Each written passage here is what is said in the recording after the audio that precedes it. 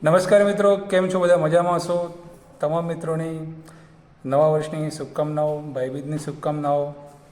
તો આજે સાંજે અમે ફરવાની બહાર નીકળી ગયા છે અને એક જગ્યા ઉપર આવ્યો છું હું અહીંયા, કે જે અમારા ગામનું પુસ્તકાલય છે. એક નાનકડું પુસ્તકાલય છે અને આ પુસ્તકાલય જે છે ત્યાં જ અહીંયા બેસીને જ મેં જે ટેટ 1 અને 2ની તૈયારી કરી હતી. તો આજે ફ્રી પડ્યા તો કે ચલો લાઈવ પુસ્તકાલયની મુલાકાત કરી લઈએ. તો એ નાનકડું સરસ મજાનું પુસ્તકાલય છે અમારા ગામમાં અને પુસ્તકાલયનું નામ છે રાષ્ટ્રીય શાયર ઝવેરચંદ મેઘાણી પુસ્તકાલય.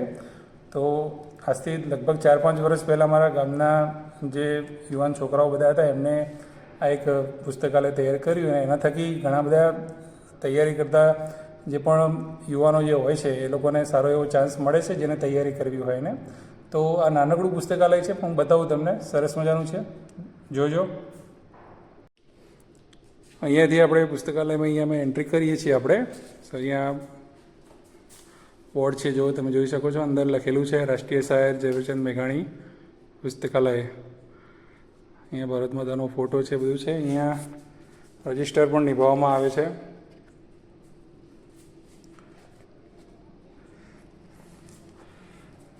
સરસ મજાના પુસ્તકો પણ અહીંયા અવેલેબલ છે. આમ છે નાનું પણ ઘણા પુસ્તકો અહીં છે અને ઇનફ છે. તો અહીંયા શું કે પરીક્ષાની તૈયારી કરવા માટેના પુસ્તકો પણ છે, સાહિત્યના પુસ્તકો પણ છે, તમામ પ્રકારના પુસ્તકો અહીંયા મળી રહે એવું છે. તો ખરેખર તો ઘણા લોકોને વાંચવું હોય છે ને, પણ એમ જગ્યા, સમય કે એવું કંઈ બહુ ઓછું મળતું હોય છે એમ. તો એક નાનકડા ગામમાં જો આવું પ્લેટફોર્મ સરસ મજાનું ઊભું કરવામાં આવેલું છે.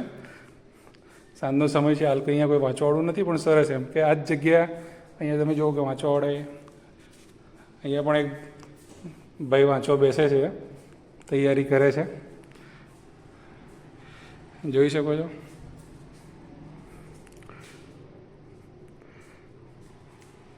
નાનું છે પણ ખૂબ સરસ છે. હવે ફાઇનલી આ જગ્યા છે, આ મારું ટેબલ છે, એટલે કે મારું હતું 2 વર્ષ પહેલાં. અહીંયા બેસીને જ મેં પરીક્ષાની તૈયારી કરી છે, ટેટ 1 અને ટેટ 2ની. એટલે આ જગ્યા તો આમ તો યાદ આવે છે ઘણી. બહુ સરસ છે. આ બધું થોડું ડેકોરેટ કરેલું છે દિવાળીને એના કારણે. તો સરસ એવું ડેકોરેટ કરેલું છે. તો લાઇબ્રેરી છે, તો તમને બતાવી મેં. તો ક્યારેક આ બાજુ આવો તો મુલાકાત કરજો લાઇબ્રેરીની. અને આપણે હંમેશા તમે કોઈ બી જગ્યાએ તૈયારી કરી હોય કે તમારું કોઈ પણ જે સ્થળ હોય એ તમને હંમેશા યાદ જ રહે. એટલે આ જે છે ને બહુ યાદગીરીવાળું સ્થળ છે. તો આ લાઇબ્રેરી તમને કેવી લાગી, શું તમારા વિચારો છે, કોમેન્ટમાં જરૂરથી જણાવજો. અને જેવી રીતે રજાઓ પૂરી થશે એટલે આપણા જે વિડીયો જે છે એ સ્ટાર્ટ થઈ જશે ભરતીને લગતા. એટલે તમે જોડાયેલા રહેજો. 28 તારીખે તમને આપણે સ્થળ પસંદગી બાબતનો વિડીયો આપી દઈશું. જય હિન્દ, જય ભારત, થેન્ક યુ.